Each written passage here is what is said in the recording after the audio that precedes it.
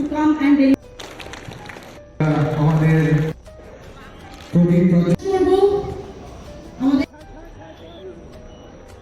আজকে প্রধানমন্ত্রী এবং আমাদের ব্যাংকের জিএম পাঞ্জাব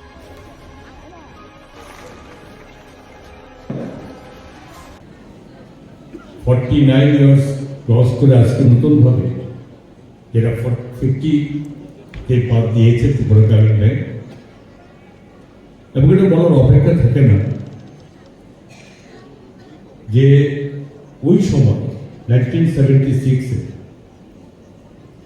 সারা রাজ্যে আজকের দিনের মতো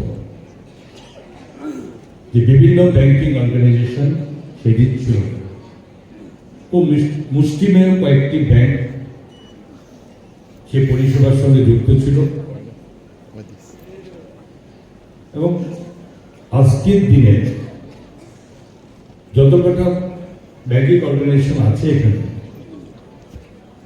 এবং অবশ্যই সেখানে বলতে হবে যে ত্রিপুরা গ্রামীণ ব্যাংক সারা রাজ্যে, যেখানে 150টি ব্রাঞ্চ তাদের এখানে আছে এবং ইউএসবি 12টি আছে, যা রাজ্যের সমস্ত ব্যাংকের থেকে সবচেয়ে বেশি সংখ্যা এই গ্রামীণ ব্যাংক আছে।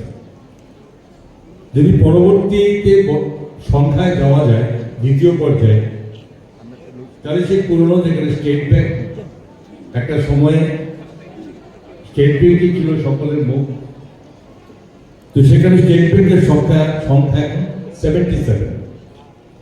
তৃতীয় পর্যায়ে আছে পাঞ্জাব ন্যাশনাল ব্যাংক, যেখানে মার্জার হয়েছে ইউনাইটেড ব্যাংকের সঙ্গে, তার ব্রাঞ্চ আছে এখানে রাজ্যে 70। এটা প্রথম, দ্বিতীয়, তৃতীয় স্থানে উল্লেখ আমি করেছি এই কারণে যে আপনারা সকলে জানেন এখানে যারা বসে আছে, বিশেষ করে যারা মহিলারা বসে আছে গ্রামীণ এলাকা থেকে যারা এসছেন, দেশের প্রধানমন্ত্রী নরেন্দ্র মোদীজি